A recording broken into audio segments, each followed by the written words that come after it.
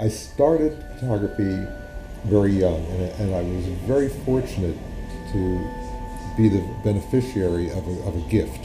When I was 6 years old, an uncle gave me a darkroom set, thinking that I would be interested in photography or in photographic chemistry. And he was right. And when I began, I was more interested in developing and printing than in taking pictures. And it wasn't until shortly before I turned 9 that I got my first 35 millimeter camera. But by the time I was 11, I was convinced, I knew that I was going to be a photographer. I met Andy Warhol in the early winter of 1965. I was 17, and I was a student at a high school in New York. When I look back, I see that it was my first encounter with aesthetic thinking, that I saw an artist every day making decisions, and I think I learned a lot from that. Well, the first show I had was in 1971 at the Metropolitan Museum of Art, and it was a shock to my system. I think I wasn't really prepared for it.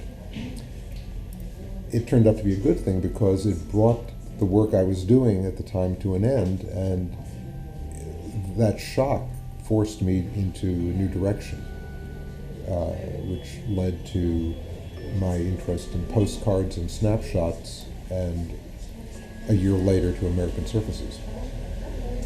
Within a couple of days of beginning the trip, I realized what I wanted to do was keep a visual diary of the trip, and that a way of analyzing and digesting both the experience of traveling and what I was discovering in America was to look at repeated events, what I was eating, who I was meeting, what beds I was sleeping in, what television sets looked like, what kind of art was hung on walls.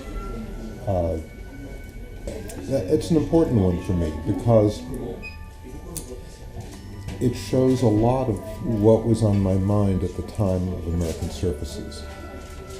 I was interested in taking pictures that stripped away the artifice of visual convention. I wanted a more immediate experience. And so what I did as an exercise for myself was I paid attention to what it was like to see things. As a specialist of American photography, I think that Stephen Shore brought a lot to photography, to contemporary photography. He was the first to give that very specific look to photography, to color photography, this distant look and all this style which is now so prized among young photographers. Is responsible for the success of color photography in the 70s, and really I think he's one of the last photographic heroes. At the time, in 72, 71 when I did the postcards, all media was in color. Of course. Television, movies, magazines, advertising, all snapshots. If you wanted a black and white snapshot, you'd have to go to a professional black and white lab because the corner drugstore was only set up to do color.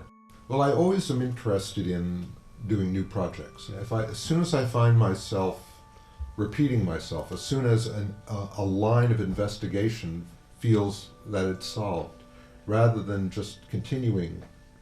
Part of what a photographer does is makes sense of the space around them. When people would come up to me and tell me, even average people who weren't photographers, they'd say, "I like your pictures, they're so clear." I would take that as the highest compliment.